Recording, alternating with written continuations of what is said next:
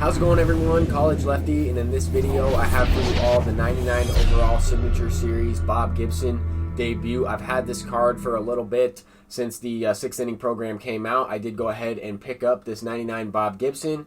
I have debuted Ken Griffey Jr. as well as Mike Piazza recently. I struggled a little bit in their debuts. I'm hoping to do a little bit better here with Bob Gibson, but I have seen that he's kind of hit or miss. He can be very dominant with the pitches that he throws, and at the same time, he can also be very hittable. I mean, especially on all-star difficulty. We're just starting out this ranked seasons, and I had a lot of success in last month's ranked seasons. I was able to make World Series on the last day about a week ago, and I have not lost a game, a 9-inning game, since going up against Cougs in his Revolution series. I got smacked around in that one, and since then I have been able to kind of go on a win streak in ranked seasons. I've also tried to mix in some friendly games on my Twitch live stream.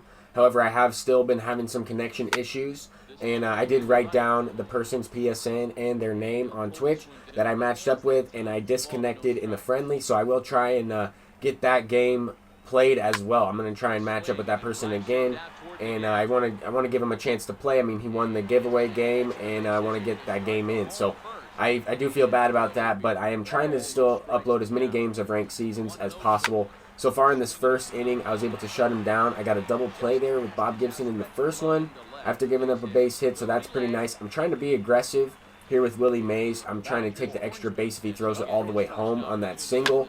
He did not. I ended up popping up with Lou Gehrig and just trying to manufacture this run somehow. Almost got back picked once again. Willie Mays rounding second there, almost gets tagged out, but that's going to bring up Griffey, and I felt like I was on that one. I pulled off of it. It was a pitch up and away. I swung too early on it, but that's something that I need to get better a little bit with Griffey. I've had some pitches to hit with him, and I've just missed them. But we do have Mike Piazza coming up to the plate. A 3-0 count. I'm looking for something over the middle, base hit or a ball four, obviously. And that's going to be a fastball over the middle of the plate sent out on a no-doubter from Mike Piazza. His first home run on the squad in his second game. I definitely think that he's going to be very impactful for my ranked seasons team. I think that a power-hitting catcher with those stats, and he does have a pretty good swing as well, I would say. But I feel like Mike Piazza is going to be a huge asset for the team. And this opponent wasn't going down without a fight. I mean, as soon as I got the lead, he was able to bounce back as well. I got a 4-run lead. He's starting off with a couple base knocks himself. He has one down in the inning facing Tony Gwynn, and I went with the slider on the inside corner there. Bob Gibson does throw the slider with 99 control and 99 break. Also throws it with pretty good velocity too, 92 miles an hour at times. That one was sent up the middle for an extra base hit and scored a run. So to continue on with this inning, the opponent is smacking one up the middle with Pudge Rodriguez. I definitely think Pudge is still a dominant catcher in this game. This opponent has done pretty well with him so far throughout this one. But now we have his created player up, LeBronzo Ball, who is in the leadoff spot. I thought that was kind of a funny name, but he does pop up there to the shortstop, Rogers Hornsby, to end the inning. We have two down here in the bottom of the second with Tony Gwynn up, trying to get a two-out rally going. I was unable to get anything going with Roberto Alomar, the pitcher spot, Bob Gibson. He did not get a base hit in his debut so far, but hopefully he can continue to pitch well in this game as he gives up a home run on an 0-2 changeup. A blinking good feedback. I didn't really miss the hoop that much, but he did hang that one over the lower part of the zone. Sent out on an 0-2 pitch. I mean, never really want to give up an 0-2 hit, let alone a game-tying home run. But Willie Mays is starting off the following inning with a double. For myself, that's huge to get the leadoff guy on, especially with 92 speed after he just tied up the game. I did have a nice lead in this one and pretty much diminished up until this point. I mean, he was able to chip away at it, get a couple base knocks. Not really any home runs so far for the opponent, but I just have that one home run from Mike Piazza. Griffey, however, is going to send one up the middle for an RBI single. I advanced to third base on a wild pitch there with Willie Mays, so that was huge. I don't know if I would have been able to score. 92 speed on that ball up the middle was hit pretty hard, and he does have Willie Mays in center field as well. But this guy, I mean, was definitely on the baseball. He's hitting well, having some good at-bats. In the first inning, in the first couple innings, he was kind of swinging at some pitches that were off the plate. Now he's started to have a better approach at the plate. I mean, I had to take out Bob Gibson up until this point. I mean, 5-4 game in the fourth inning. I would have liked to go a little bit longer with Bob Gibson, but this is a pretty crazy play. The opponent gets mixed up here on the bases, ends up hitting a double with Pudge, or what I thought was going to be a double.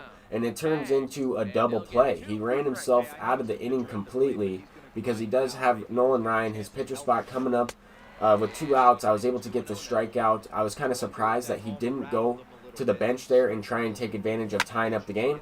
But at the same time, we were still early on in this game. It's only in the 5th inning now, and Mike Piazza gets robbed of another hit. Actually, bottom of the 4th inning, so we still have plenty of ball game left.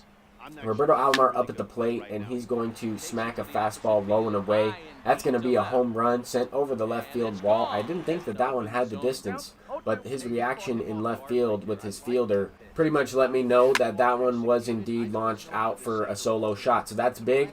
I was able to get at least 1 run back. It's a 6-4 ball game now. So you keep increasing the lead steadily. Scoring 1 an inning is going to be huge. I don't know if I'm going to be able to stay consistent and score 1 throughout the rest of this game, but that would certainly help. I did have to go to my bullpen pretty early in this one. I felt like this opponent was on Bob Gibson. I mean, after I took him out, he was having a little bit more trouble picking up some pitches. I was able to get a couple more strikeouts, a few more easier outs, I would say. He was hitting the ball pretty hard off of Gibson. I don't know if Bob Gibson's going to be an endgame pitcher. I've heard mixed reviews on him so far. I mean, my focus was to try and use that changeup and the curveball effectively. The other pitches are thrown pretty hard, and I wasn't really able to establish that at all because he was hitting everything. But I went with the hit and run with Lou Gehrig up at the plate. I felt like that was a good opportunity to go to a hit and run. He went with the slide step. I sent it into the gap for an extra base hit, an RBI. Griffey is going to capitalize with another RBI. I think I advanced on a wild pitch once again with Lou Gehrig, but does advance up to home plate there on the sac fly, making it an 8-4 game. So I was able to score a couple more runs, 4-run lead. I'm trying to establish throwing the fastball in the inside corner. I figured I would go to a guy that has a little bit more of a pitch differential. I felt like this dude was on the fastball at times, but then he would also be sitting on the off speed. I wasn't really sure. I was having a tough time picking up what exactly he was doing at the plate and trying to attack him and figure out what the best approach was to get him out. But so far in this one, I mean, I was able to get a couple nice base hits in this inning. That George Brett double was definitely squared up and solid. This hit with Tony Gwynn was a late hit. I was off of it with the PCI completely. That's just that 125 contact. I wonder what his feedback was like on that last pitch because it was sent over the third baseman's head for a bloop single, RBI single. So we brought in the all-star version of Aroldis Chapman. This card's very good. However, he was sitting on the fastball up in the zone that time. With certain pitchers, I felt like he was sitting on specific pitches. With Chapman, I was throwing the slider and the changeup mostly. He was on the fastball there. As you could tell, he launched one out with the pinch hitter, J.D. Martinez. I felt like that one was also going to be responded with a solo shot. Lou Gehrig, I felt, was going to send that one deep, but to the warning track line drive, I squared it up perfectly. Followed up with the base hit from Griffey. So I'm trying to take advantage of a 2-out base hit. We do have Mike Piazza, who already has 1 home run in the game, facing Will Smith, and that is going to be a multi-home run game from Mike Piazza. 2 home runs in this one, and those are really his only hits that I have with him so far. I mean, in his debut, I did reach base on an error. It counted as a hit in the game, and then I don't think it actually counted as a hit because Mike Piazza is 2 for 8 with 2 home runs and 5 RBIs so far in this one. A 3-run shot and a 2-run shot.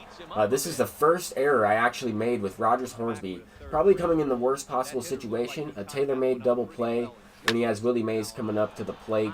That was Lou Gehrig who hit that ground ball. That was a huge out, and we were not able to make the play. So luckily I was able to get that ball in right field and have a chance to backpick Chipper Jones trying to tag up.